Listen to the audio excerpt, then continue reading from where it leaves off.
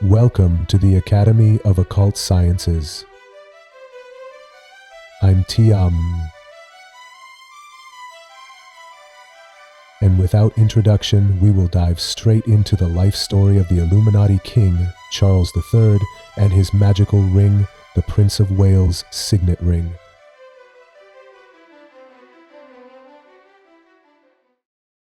In the Middle Ages, Pico della Mirandola combined Hermeticism with Kabbalah and Christianity, and later, from this intellectual foundation, Freemasonry was created.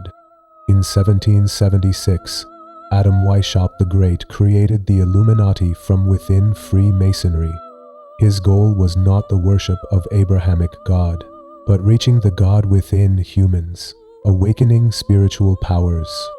For this reason, accusations of Satanism were quickly leveled against the Illuminati, and it became illegal. He always said that the human mind was born to be free. The idea he strove for all his life was the New World Order, saving humanity from the bondage of slavery to the Abrahamic God. The Rothschilds, Rockefellers, Obama, Clinton, Bill Gates, Queen Elizabeth, King Charles III, Oprah Winfrey, Lady Gaga, many of the world's famous figures are members of the Illuminati. Their media outlets, CNN, BBC, Washington Post, feed the entire world. Woke and anti-woke are two sides of the same coin. The Illuminati dialectic dominates the world, and the tool of the Illuminati is magic, both black and white. The human body is a factory. It can produce urine to reach the Philosopher's Stone, or it can produce blood to reach adrenochrome. Both are obtained through alchemy. Magic is alive. More than any other period in history, it flows behind the curtain of every single event. Today, I will tell you the story of King Charles III's 50 years of austerity to activate one of the most powerful magical objects. A ritual that grants him the Illuminati throne by the permission of one of the most powerful ancient gods named Baal. Charles's life is divided into before and after the ring. Before the age of 23, the only important achievement of his life was finishing his education and entering the Royal Air Force. In 1972, his uncle, Edward VIII, dies and leaves him a letter and a ring as an inheritance.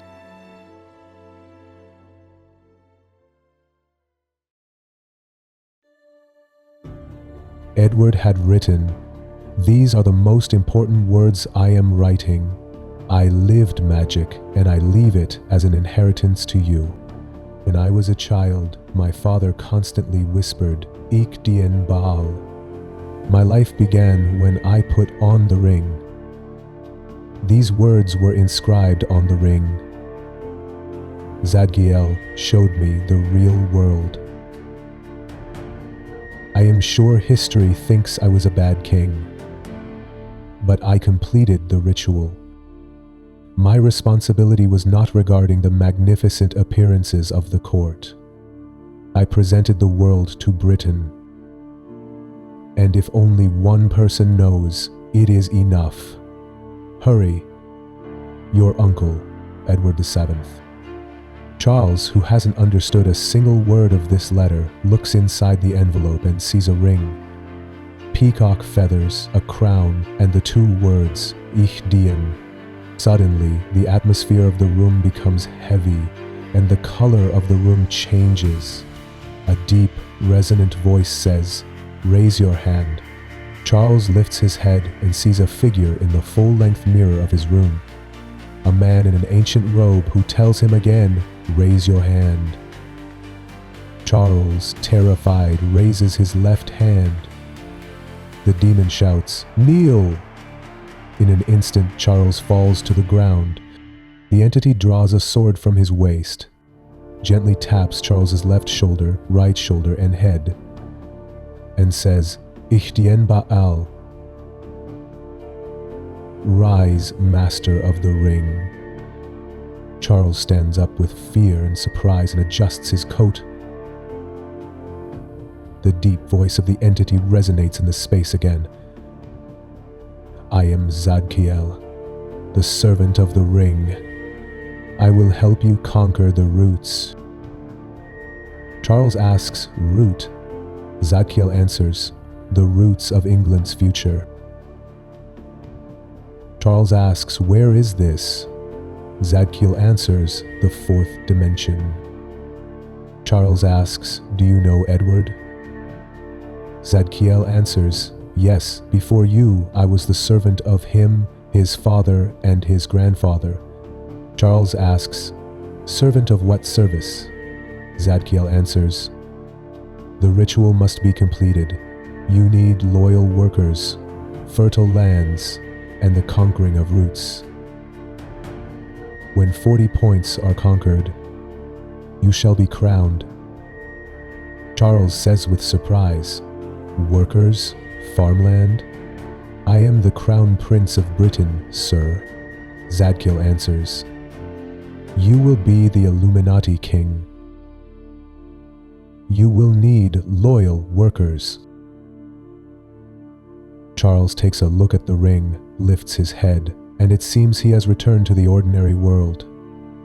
He enters the year 1976 and sees himself inaugurating the Prince's Trust charity. His life flows before his eyes like an old movie. He doesn't know if he is truly living when he is in the fourth dimension or when he is in the third dimension.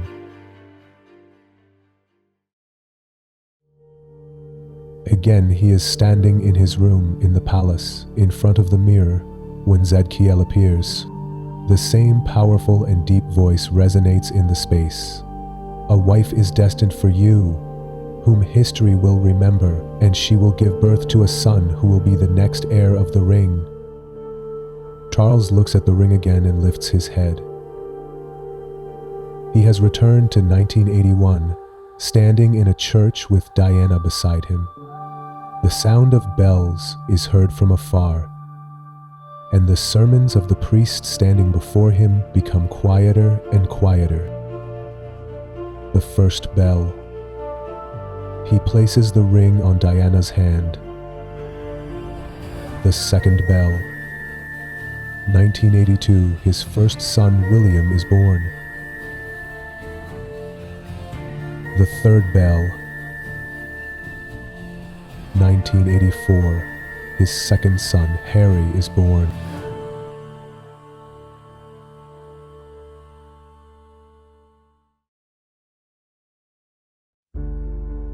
We go to the summer of 1990, at a picnic in the gardens of Buckingham Palace, sitting by the lake with Diana and the children. He sees a warm, sunny day, and his gaze remains fixed on the reflection of the water on the lake. Gradually, strange waves form on the water. He sees an image resembling Zadkiel's mouth and enters the realm of dreams again. Zadkiel says, you need fertile lands. Charles looks at the ring, lifts his head and returns to our world. He plunges his hand into the soil and pulls out a carrot. He sees hundreds of workers working in a large farm, and on a large sign it is written, Duchy Originals. The year is 1990. From afar, the sound of the bells of days is heard. The sound becomes louder and louder until the first bell. 1992, betrayal of Diana with Camilla. The second bell. 1996, divorce. The third bell, which shakes the four pillars of his body. 1997, the death of Diana.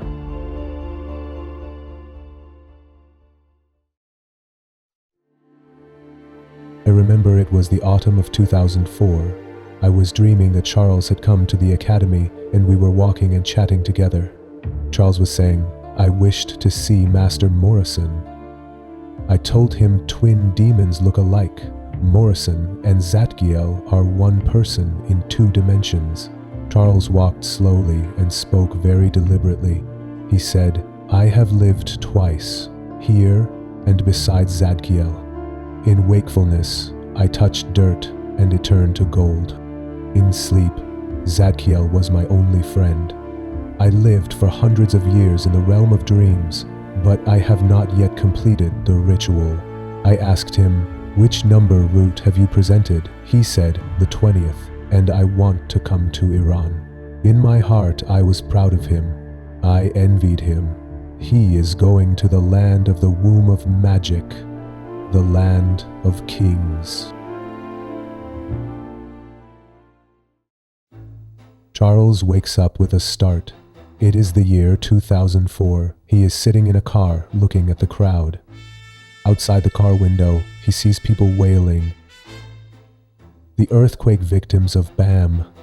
He sees a view of the ruined Bam citadel. He reaches the platform where he must give a speech. In front of him, he sees people with the dust of this rubble still on their faces. The text of his speech is in his hand. The people of Britain are very worried about the situation, and we pray for you. I wish we could do more. Right now, we are striving to collect much aid to rebuild the water canals and agricultural infrastructure. His speech is echoing in his own mind, and he sees himself in the realm of dreams again. This time, only Zadkiel is standing before him. He continues his speech. The ruined palace shall be rebuilt with the return of the king. The 21st route dedicated to the land of kings, the womb of magic. King Baal, create blessing from the heart of this soil. His gaze falls on the ring.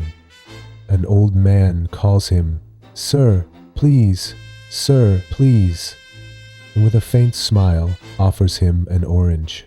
Charles moves his hand toward the old man when the sound of bells is heard again. The bells become clearer and clearer. First bell. 2015, Ireland, the 33rd route. Second bell. 2019, Cuba, the 35th route. Third bell. 2022, Rwanda, the 40th route. Finally, 40 plants are planted across the world. The year 2022, Queen Elizabeth II is on her deathbed, saying goodbye to Charles. Charles kisses his mother's hand, and the Queen passes away peacefully. Suddenly, Zadkiel appears and shouts, "Ich dien Baal!" Charles falls to his knees, and like 50 years ago, the sword of Zadkiel touches his shoulders and his head. Charles sees himself climbing up from the tip of a pyramid in absolute darkness, up and higher. The crowd, dressed in Illuminati robes, shouts loudly, "Hail to the King! Hail to the King!" Charles turns his head, and a massive tapestry falls from the center of the main hall of Buckingham Palace. An image of a red king. And Zadkiel is kneeling before this painting. And the reign of Charles begins.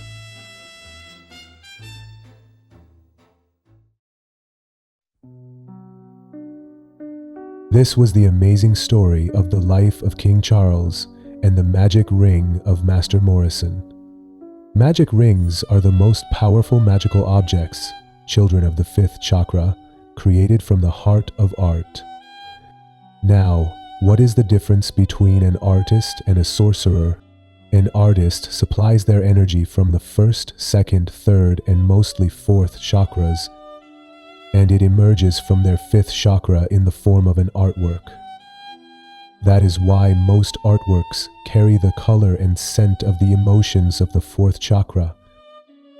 That human's experience of living from the 1st to the 4th chakra becomes the creation that emerges from the 5th chakra. But a magician takes their energy from the 6th and 7th chakras and projects it from the 5th chakra. The beautiful objects that sorcerers create are called relics. If the sorcerer has supplied their energy from the sixth chakra and fourth dimensional demons, the relic they create is an entity-bound ring. For those students of mine who perform creation in the fifth chakra, I always use the example of Picasso. In 1901, Picasso was a very poor artist. He sold his works for next to nothing. For example, he sold his famous work La Gommeuse for 100 francs. Its price is now $67 million. Or he sold Garçon à la Pipe for 200 francs. Its price is now $104 million. From the age of 35, he knew the value of his works and sold no work for under $1 million. Meaning, if you had seen Picasso at age 20 and bought a painting from him, you would likely be the owner of a $67 million work today for an amount like $400 in today's money. And if you had seen Picasso just 4 years later and bought a work from him, you would have become the owner of the $104 million Garçon à la Pipe for the price of $800 today. Artworks created from the fifth chakra can be as expensive as a Picasso work or as priceless as a magical object. The magicians who are alive today and create relics are fewer than the fingers on my one hand. Artists' works are sold in art galleries, but relics are what masters of the occult sciences sell in the world's biggest auctions. Statesmen, key figures of the tech world, massive capitalists, and the main players of the world of power are all thirsty for these relics. Under the skin of all events that have happened in human history, the veins of magic are flowing. I am the last generation of Iranian grandmasters trying to return Iran and Iranians to the peak. The only one who created the vessel of Baal, and with every fiber of my being, I tried to teach magic. I told the secrets to everyone. I put the ritual and austerity of making this ring on the internet.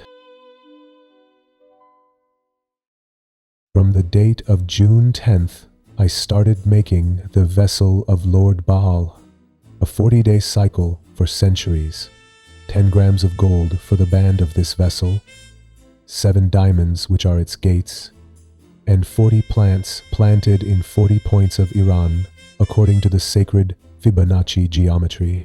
The largest ritual of alignment performed in the history of Iran. Thousands of people simultaneously closed the grids of Lord Baal, and from among these offerings, 40 points were selected on the map of Iran in a Fibonacci sequence. According to the ritual, on the 33rd day, the coordinates were presented for the alchemy of the ingot, and on the 40th day, my demon, Reeve Hosh, was sealed in the ring on July 20th. A unique magic that history will remember. Do you know one of the great secrets in the occult sciences regarding why the king of Iran was deposed and why his son could not take back the throne? The commonality between Mohammad Reza Pahlavi, and King Charles III is the sun in fall. All three of them have a malefic aspect in their natal horoscope, which prevents them from reigning with it. But King Charles III, with Master Morrison's ring, achieved his wishes for many, many years, and then the throne of England. Reza Pahlavi is fighting his natal horoscope with empty hands, without using the spiritual sciences. For 40 years, everything he does is accompanied by failure. Believe me, no one knows the effort he has put in, but his horoscope does not allow it. Only a Grand Master has the virtue to correct this horoscope. And well, now that you have heard the amazing story of the Windsor magical signet ring, who can predict, based on numerology, how many more years King Charles III will live? Remember, the first bearer of the ring was Edward VII. He wore the ring for 50 years and ruled for 8 years. The second bearer of the ring was George V. He wore the ring for 26 years and ruled for 26 years. The third factor of the ring was Edward VIII. He ruled for 1 year, but was the owner of the ring for 36 years. And finally, Charles III was the owner of the ring for 50 years and has been the King of England since 2022. Write in the comments, until what year will Charles III reign? For true lovers of the metaphysical, there is always a light.